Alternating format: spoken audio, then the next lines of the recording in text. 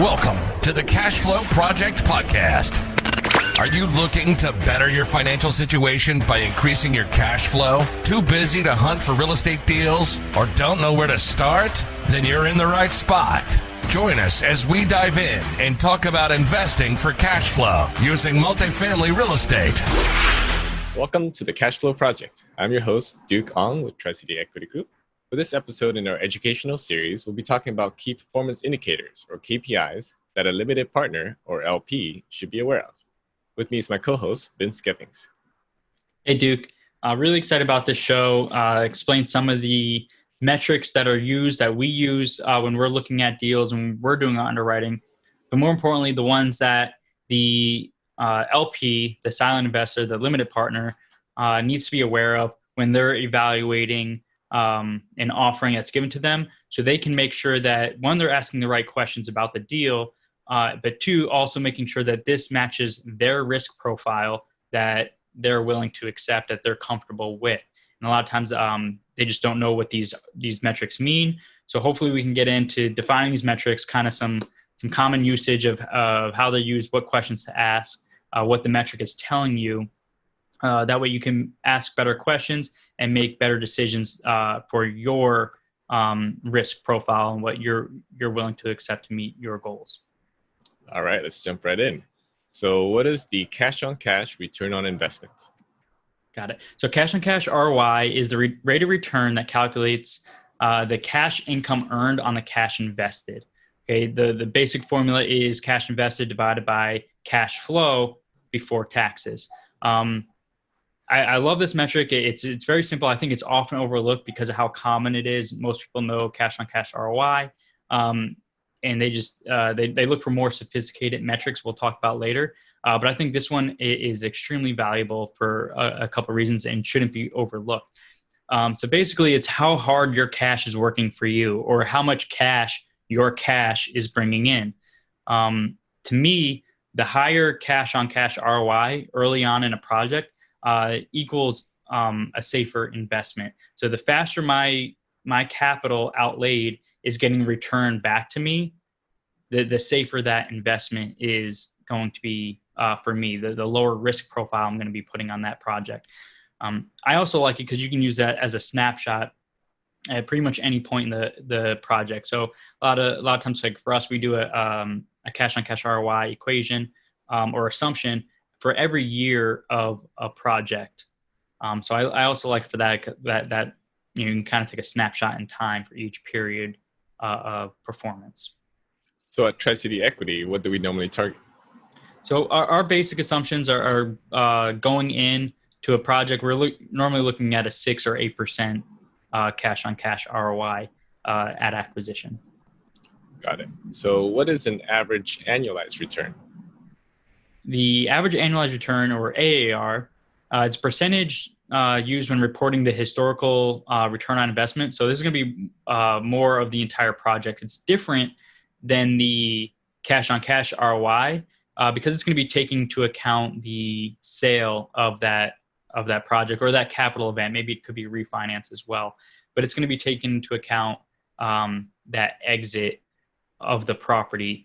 And then what it does is it will average all of those years across each other. So if you have 5 years, it's going to add them all up and divide by 5.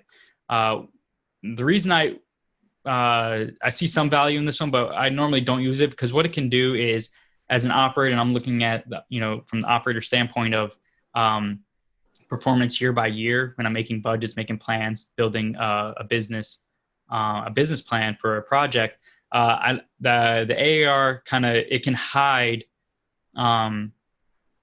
some poor performance early on in a project. So a lot of projects, especially the ones we do value add, you're going to have the first year or first 2 years are going to be really low, could be even negative cash on cash ROI for that year, but you might have a big sale at the end where if you use the AAR as a metric that you're making decisions on, it can kind of hide that poor performance of the deal. And I don't like that.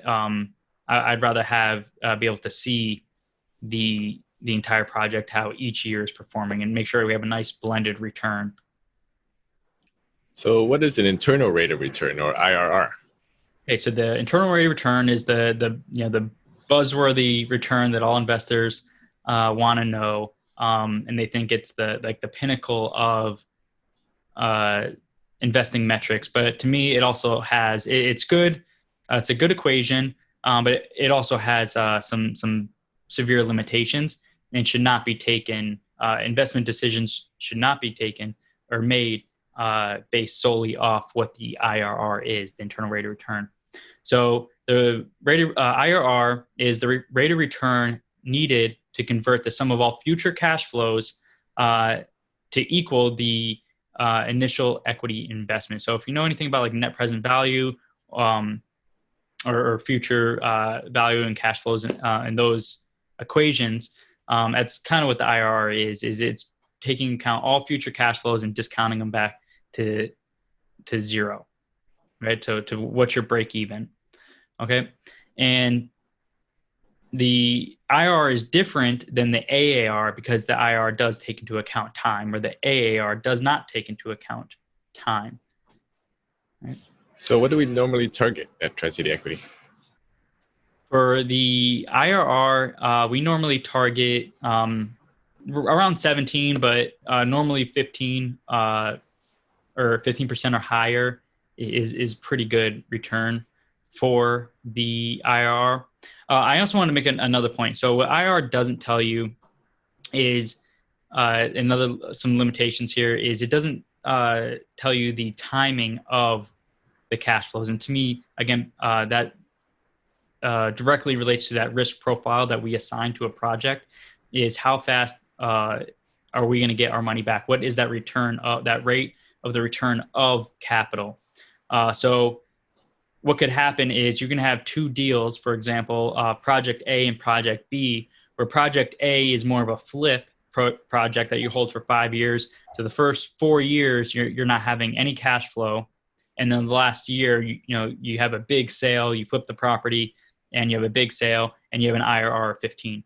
And then with Project B, you could have a project where you're getting a decent cash-on-cash ROI for the first 4 years or 5 years, and then have a modest appreciation or modest sale at the end.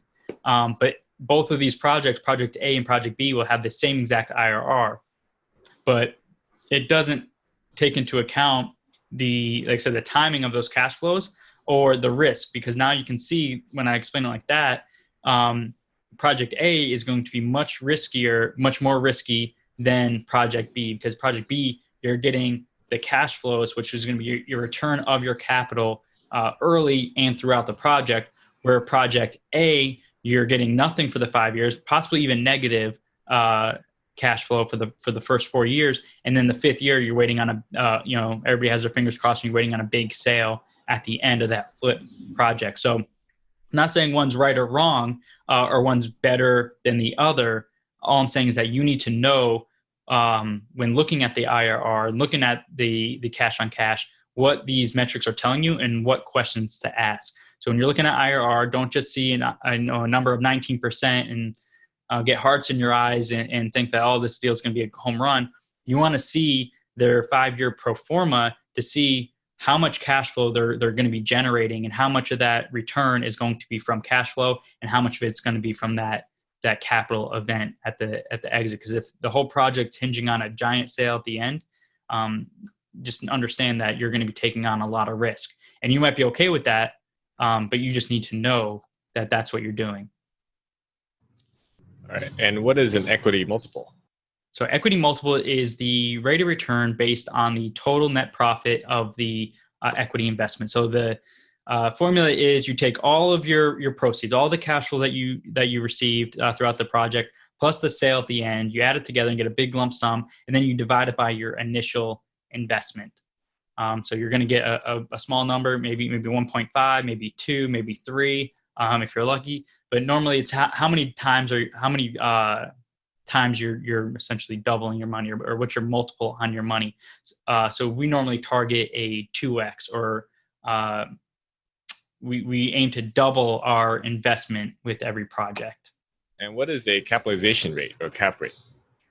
So the cap rate is a metric that can be used to calculate a property's estimated value for a market. So the formula is very easy. It's value equals NOI, the net operating income, divided by the cap rate. So because of that equation is very simple, if you have any two of those numbers, you can always calculate the third. So if you want the value, you take the property's value, you take NOI divided by cap rate. Maybe if you want the cap rate, you figure out what the cap rate is. You take the NOI and you divide it by the value, and that'll give you the cap rate. So what it is it's the unlevered return. It's an unlevered return metric. So it theoretically would be the same exact number as the cash on cash ROI if you didn't get a loan. If you went out and bought a property 100% cash, you didn't go to a bank, you didn't get a loan on it and leverage that investment, then your cash on cash ROI and your capitalization rate would be the same.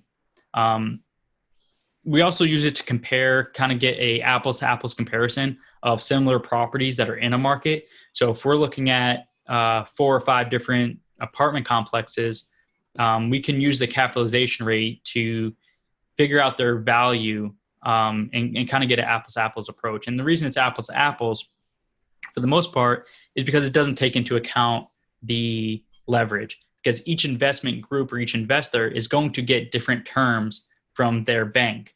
So we don't want to add that that complexity to the deal, because investor A is going to get different terms from a bank, is going to get a different loan than investor B, and that could drastically change the values of that property if we were to account for that. So we don't account for that. We carve that out, and we care about how the NOI, just how the property is performing on its own, regardless of the debt on it.